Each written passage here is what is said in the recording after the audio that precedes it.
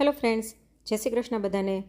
આપણે બધા જાણીએ છીએ કે બાળકોના ગ્રોથ માટે પ્રોટીન સૌથી વધારે જરૂરી છે અને વેજીટેરિયન્સ માટે પ્રોટીનનો મહત્ત્વનો સોર્સ છે દાળ, કઠોળ, ચીઝ અને પનીર। તો આજે આપણે આ બધાનો ઉપયોગ કરી અને સરસ મજાની ઝટપટ બની જતી 6 લંચ બોક્સ રેસીપી બનાવીશું। આજની રેસીપી જો પસંદ આવે તો વિડીયોને એક લાઇક કરી વધુમાં વધુ શેર પણ કરજો અને આવી જ અવનવી રેસીપી જોવા માટે ચેનલને સબસ્ક્રાઈબ જરૂરથી કરી લેજો। તો ચલો રેસીપીની શરૂઆત કરી દઈએ। સૌથી પહેલી હેલ્ધી અને ટેસ્ટી રેસીપી બનાવવા માટે અહીં મેં 1 વાટકી જેટલી સોયા વડી લઈ લીધી છે। સોયા વડી એ પ્રોટીનનો સારામાં સારો સ્ત્રોત છે। તેની સાથે મેં 1 વાટકી જેટલા રોલ્ડ ઓટ્સ લીધેલા છે। ઓટ્સ પણ ખાવામાં ખૂબ જ હેલ્ધી છે, તમે રેગ્યુલર ઓટ્સ પણ લઈ શકો છો। હવે આપણે એક તપેલીમાં પાણી ઉકળવા મૂક્યું હતું, તેની અંદર આ વડી નાખીને 5 મિનિટ આને ઉકાળી લઈશું। 5 મિનિટમાં વડી પાણીને સોક કરીને એકદમ સરસ ફૂલી ગઈ છે અને સોફ્ટ થઈ ગઈ છે। તો હવે આને આપણે એક કાણાવાળા બાઉલમાં કાઢી અને પાણી બધું નિતારી લઈશું। ત્યાં સુધી આપણે જે ઓટ્સ લીધેલા હતા તેને આપણે એક મિક્સર જારમાં નાખી અને પીસી લઈએ। આ ઓટ્સનો પાવડર છે તેને આપણે એક બાઉલમાં લઈ લઈશું।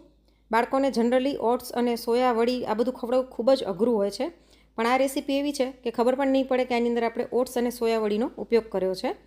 હવે આપણે જે સોયા વડી પાણી નિતરવા રાખ્યું હતું એને આપણે નીચોવીને વધારાનું પાણી નિતારી લઈશું અને આને મિક્સર જારમાં લઈ લઈએ। એકદમ વધારે નહીં નીચોવાનું, નહીં તો ડ્રાય થઈ જશે। સાધારણ આવી રીતના નીચોવીને મિક્સર જારમાં લઈ લઈશું અને આને પણ આપણે મિક્સરને ચાલુ બંધ કરી અને અધકચરું પીસી લઈશું। તો જો અહીં મેં સોયા વડીને પણ પીસી લીધી છે। આને પણ આપણે બાઉલમાં ઓટ્સનો પાવડર હતો એની સાથે લઈ લઈશું અને તેની સાથે આપણે થોડાક શાકભાજી એડ કરી દઈએ, જેમાં અહીં મેં ખમણેલું ગાજર, ઝીણું સુધારેલું કેપ્સિકમ, ઝીણી સુધારેલી ડુંગળી, થોડીક કોથમીર અને થોડાક ફુદીનાના પાન લઈ લીધા છે। ફુદીનાનો ફ્લેવર આમાં ખૂબ જ સરસ લાગે છે અને શાકભાજી બધું મેં આશરે 1 વાટકી જેટલું લીધેલું છે। તમે તમારી ચોઈસ પ્રમાણે શાકભાજી આમાં લઈ શકો છો। તમે ઈચ્છો તો હજી આની અંદર ઝીણી સુધારેલી પાલક પણ એડ કરી શકો છો। સાથે 1 મોટી ચમચી જેટલી લસણ આદુ મરચાંની પેસ્ટ, અડધી ચમચી જેટલા આખા ધાણાને ક્રશ કરીને એડ કરી દઈશું અને સાથે પોટેશિયમથી ભરપૂર એવા સફેદ તલ નાખી દઈએ। તો અત્યારે હું 2 મોટી ચમચી જેટલા તલ લઉં છું। સાથે ચપટી હળદર, 1 ચમચી લાલ મરચું પાવડર, 1 ચમચી ધાણા જીરું પાવડર, 5 ચમચી જેટલો ગરમ મસાલો નાખી સાથે ખટાશ માટે અડધી ચમચી આમચૂર પાવડર એડ કરું છું। તમે એની બદલે લીંબુનો રસ પણ નાખી શકો છો। સાથે સ્વાદ પ્રમાણે મીઠું નાખી આપણે બધાને બરાબર મિક્સ કરી લઈએ। આમાં મસાલા તમે તમારી ચોઈસ પ્રમાણે વધારે ઓછા તમારા ટેસ્ટ પ્રમાણે કરી શકો છો। તો બધું જ બરાબર મિક્સ થઈને આવી રીતના લોટ જેવું ટેક્સચર આવી ગયું છે। તો આની આપણે આવી રીતના ટિક્કી બનાવી લઈશું। આવી રીતના તમે ટિક્કી બનાવીને સાંજે જ આને ફ્રીજમાં સ્ટોર કરીને રાખી શકો છો અને સવારે ડાયરેક્ટ શેલો ફ્રાય અથવા તો એર ફ્રાય કરવી હોય તો કરી શકો છો। અત્યારે હું ટિક્કીને એમનેમ રાખું છું, પણ તમે ઈચ્છો તો આને ઉપર ક્રિસ્પી કોટિંગ કરવા માટે વર્મિસેલી અથવા તો સોજીથી કોટિંગ પણ કરી શકો છો। તો આવી રીતના ટિક્કી વાળી અને અહીં મેં તેલ ગરમ થવા રાખી દીધું હતું, એમાં આપણે આને શેલો ફ્રાય કરી લઈશું। બધી ટિક્કી મૂકી અને આને આપણે મીડિયમ ફ્લેમ પર થવા દઈશું। આ ટિક્કી ખાવામાં ખૂબ જ ટેસ્ટી લાગે છે। તમે રાત્રે ડિનરમાં આ ટિક્કીની ચાટ બનાવીને પણ ખાઈ શકો છો। તો જો સાધારણ નીચેથી કલર બદલાઈ ગયો લાગે છે તો આપણે આને પલટાવી લઈએ।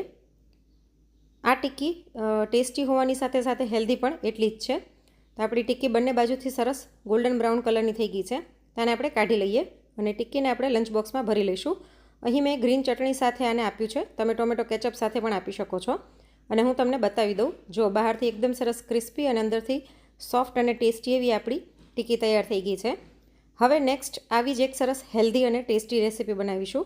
તો એના માટે એક બાઉલમાં પા કપ જેટલી મગની ફોતરા વગરની પીળી દાળ એટલે કે મોગર દાળ અને પા કપ મસૂરની દાળ લઈ લઈશું। આ બંને દાળ પ્રોટીનથી ભરપૂર હોય છે। આને આપણે 2 થી 3 વખત પાણીથી ધોઈ લઈએ અને હવે આની અંદર પાણી નાખી અને આપણે આને પલાળવાની છે। તમે ઈચ્છો તો રાત્રે જ પલાળી શકો છો અથવા તો ગરમ પાણી નાખી અને 15-20 મિનિટ પલાળશો તો પણ ચાલશે। તો જો 20 મિનિટ જેવું થઈ ગયું છે અને આપણી દાળ એકદમ સરસ પલળી ગઈ છે। તો હવે આપણે એનું બધું જ પાણી કાઢી અને દાળને મિક્સર જારમાં લઈ લઈએ। તેની સાથે 1 ચમચી જેટલી લસણની કળીઓ નાખી દઈશું। તમે લસણ ન ખાતા હોય તો સ્કીપ કરી શકો। સાથે અહીં મેં 2 ઇંચ જેટલો આદુનો ટુકડો લીધો છે, એને સુધારીને લઈ લઈશું। તીખાશ માટે 1 લીલું મરચું લઈ લઈએ। તમારે તીખાશ ન નાખવી હોય તો મરચું સ્કીપ કરી શકો છો અને હવે આને પીસી લઈશું। તો અહીં મેં આને પીસી લીધું છે અને પીસવામાં 1 કે 2 ચમચી પાણી એડ કર્યું હતું। એકદમ સરસ બધું પીસાઈ ગયું છે। તો આપણે આ ખીરું બાઉલમાં કાઢી લઈએ। હવે આની અંદર આપણે 2 ચમચી જેટલો ચોખાનો લોટ નાખીને આને મિક્સ કરી લઈશું. ચોખાનો લોટ નાખવાથી નાસ્તો છે તે સરસ ક્રિસ્પી થશે અને એક બાઇન્ડિંગ આવશે. તો આને ઢાંકીને 5-1 મિનિટ રહેવા દઈએ. ત્યાં સુધી મેં શાકભાજી સુધારી લીધું હતું.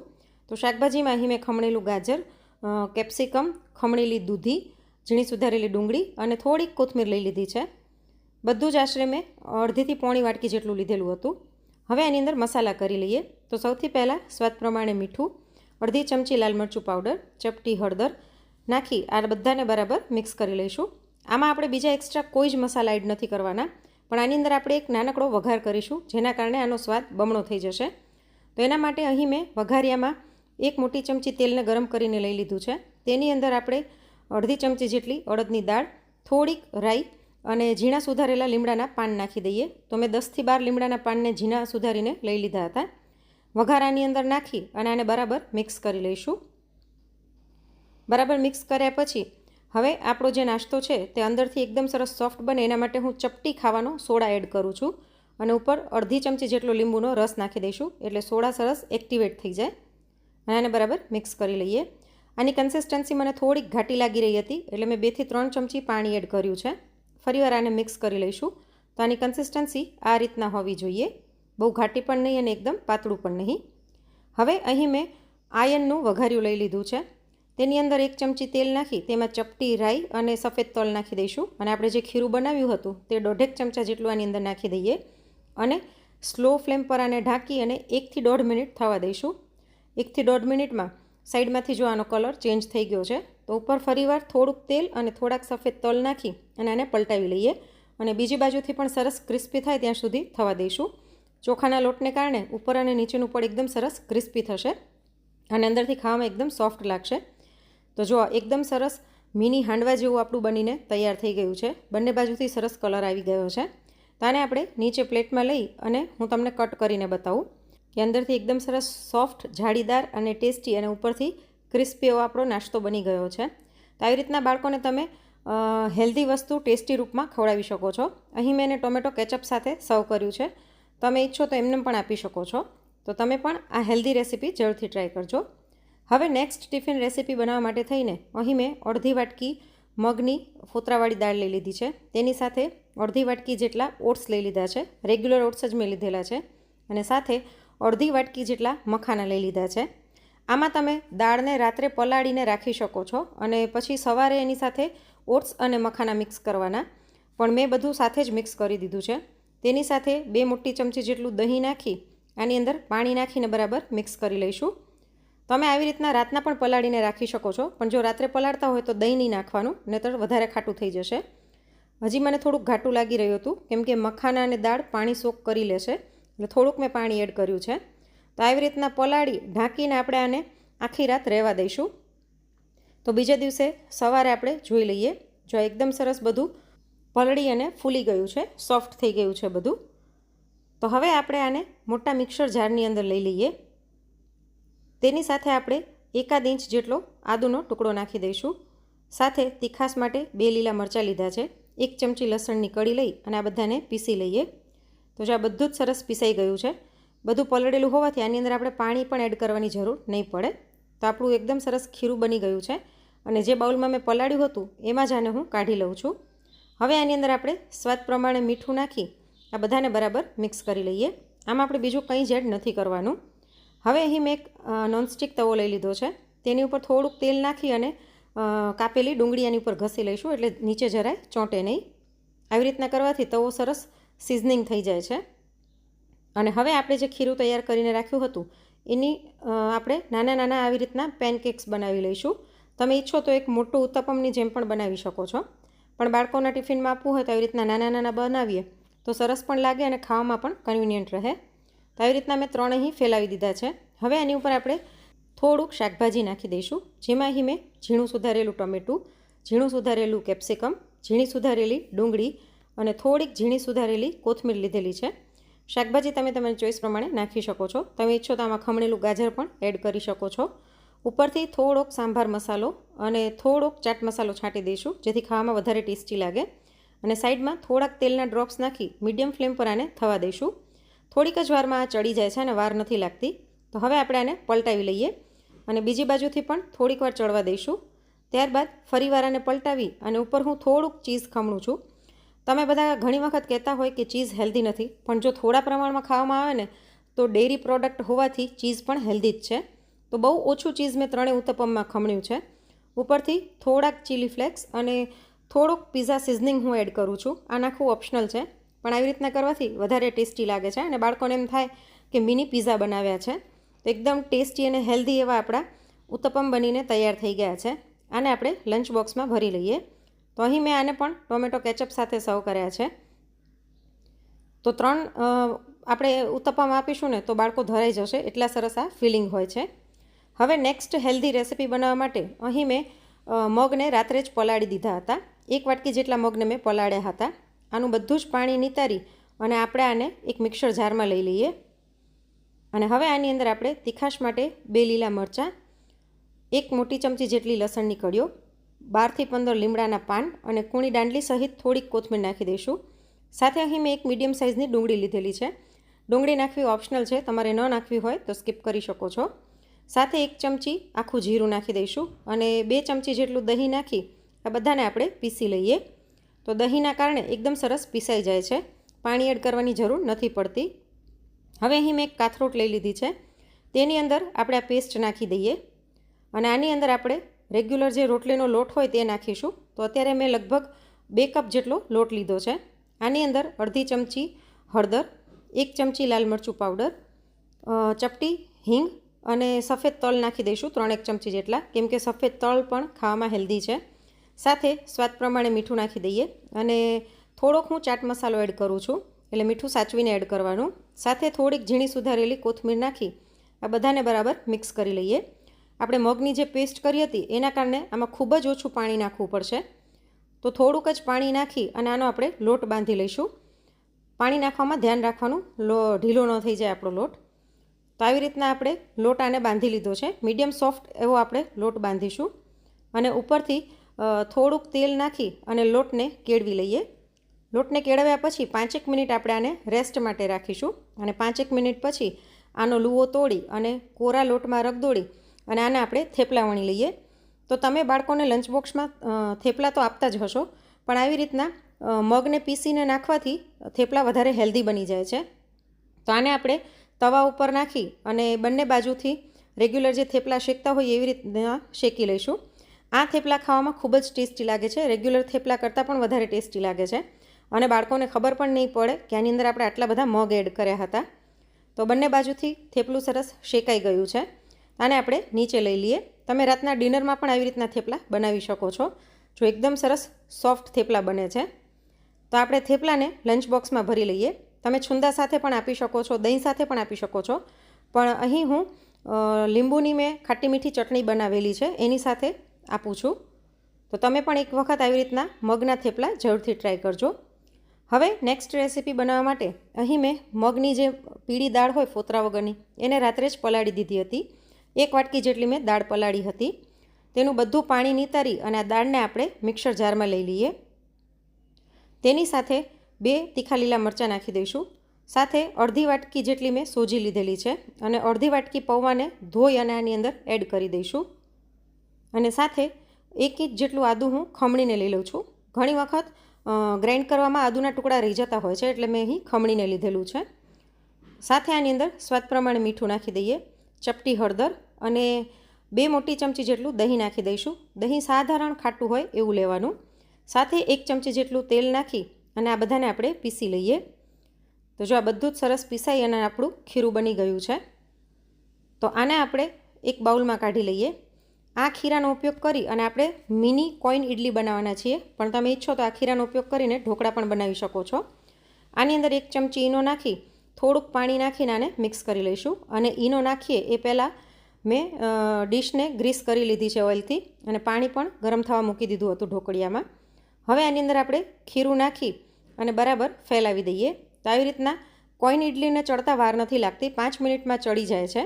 તો આને આપણે ઢોકળિયામાં જે પાણી ગરમ થઈ ગયેલું હતું તેમાં મૂકી અને ઢાંકીને 5 થી 7 મિનિટ થવા દઈશું. ઉપરથી થોડુંક લાલ મરચું સ્પ્રિંકલ કરું છું, જેથી દેખાવમાં પણ સરસ લાગે અને ખાવામાં પણ મજા આવે. તો આ ઇડલીને બિલકુલ વાર નથી લાગતી. 5 થી 7 મિનિટમાં આપણી ઇડલી તૈયાર થઈ ગઈ છે. તો આપણે આ પ્લેટને નીચે લઈ લઈએ અને હું તમને ઇડલી કાઢીને પણ બતાવી દઉં. એકદમ સરસ સોફ્ટ ઇડલી બને છે ને બિલકુલ જરાય ચોંટતી નથી, એકદમ આરામથી નીકળી આવે છે. તમે ઈચ્છો તો આની અંદર શાકભાજી નાખી અને એમને પણ ઇડલી સર્વ કરી શકો છો, પણ આપણે આજે આનો વઘાર કરવાના છીએ એટલે મેં સાદી ઇડલી બનાવી છે. જો એકદમ સરસ સોફ્ટ અને અંદરથી જાળીદાર ઇડલી આપણી બની છે. હવે આનો વઘાર કરવા માટે થઈને એક પેનમાં મેં 2 ચમચી તેલ લઈ લીધું છે. તેની અંદર અડધી ચમચી જેટલી રાઈ અને અડધી ચમચી જેટલા સફેદ તલ નાખી દઈશું. સાથે 8 થી 10 લીમડાના પાન નાખી અને આને બધાને ફેલાવી દઈએ બરાબર. અને ગેસની ફ્લેમ સ્લો કરી અને આમાં અડધી ચમચી સાંભાર મસાલો નાખી દઈશું. તમે સાંભાર મસાલાની બદલે પોડી મસાલો પણ લઈ શકો છો. મસાલો બળી ન જાય તેનું ધ્યાન રાખવાનું. આને બરાબર મિક્સ કરીને હવે આપણે જે ઇડલી બનાવી હતી તે આની અંદર નાખી દઈએ અને ઇડલીને મસાલા સાથે વ્યવસ્થિત કોટ કરી લઈશું. તમે જો નાના બાળકો માટે બનાવતા હોય તો ઇડલી વઘારવાને બદલે એમનેમ જ ચટણી સાથે આપી શકો છો.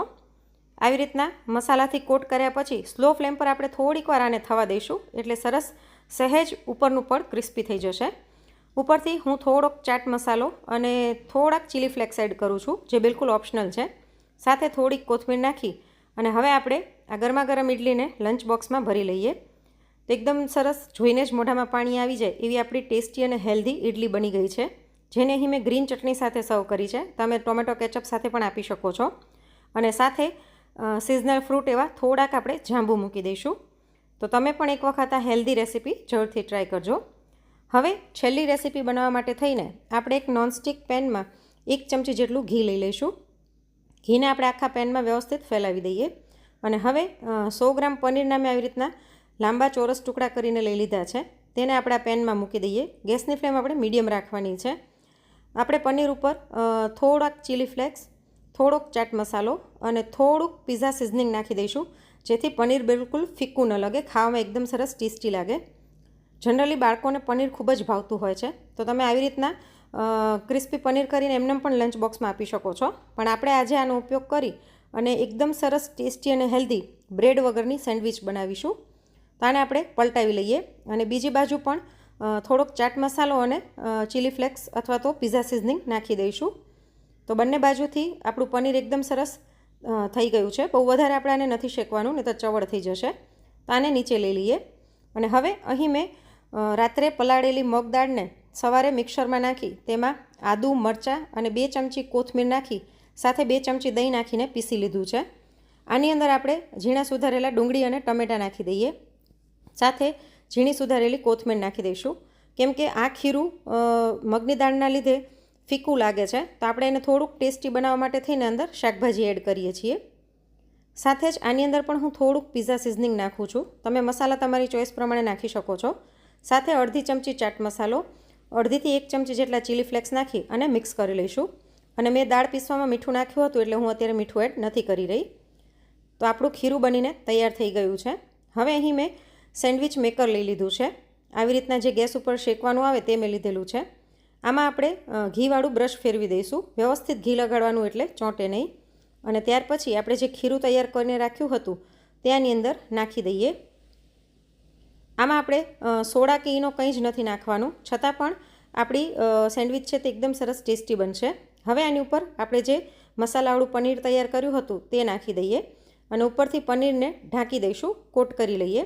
અને ઉપરની બાજુ પણ વ્યવસ્થિત ઘી લગાડી અને આને આપણે બંધ કરી અને ગેસ ઉપર મીડિયમ ફ્લેમ પર બંને બાજુથી શેકી લઈશું.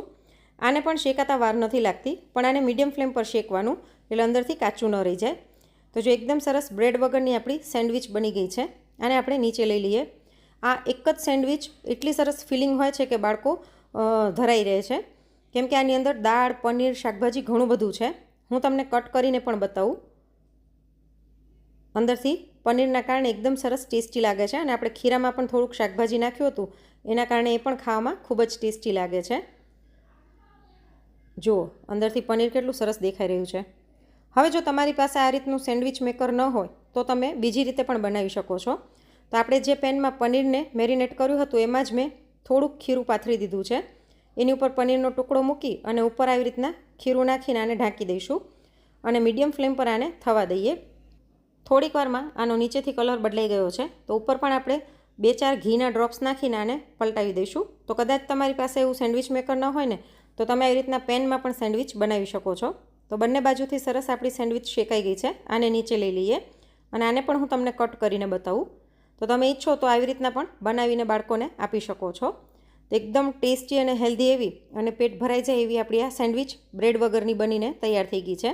તો આને પણ આપણે લંચ બોક્સમાં સર્વ કરી દઈએ. અહીં મેં એને ટોમેટો કેચઅપ સાથે આપ્યું છે.